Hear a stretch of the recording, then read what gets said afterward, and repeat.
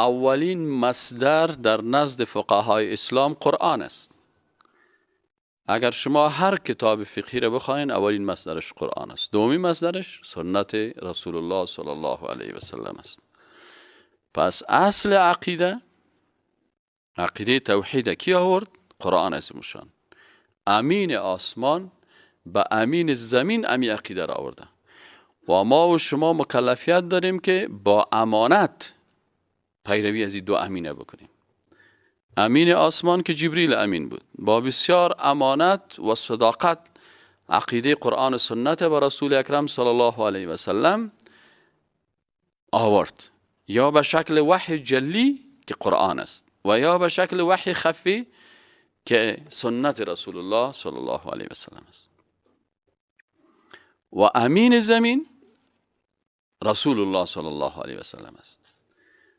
او و بعد از شاگردای مکتب نبوت که صحابه کرام بودن با بسیار صداقت عقیده را به تابعین انتقال دادن. تابعین کرام با بسیار صداقت و امانت ایره به تبع تابعین انتقال دادن و با این شکل با بسیار امانت و صداقت ایره به ما و شما مسلمان ها انتقال دادن. قرآن محفوظ است، احادیث صحیحه تخریج شده، علما خدمت کردن. از این خاطر عقیده قرآن و سنت وجود داره و تا روز قیامت ان شاء الله وجود می داشته باشه. اما اهل بدعت که اعتقادات خود از نظریات دیگران میگیرن، یکی عقیده خود از فلان فیلسوف میگیره، یکی عقیده خود از فلان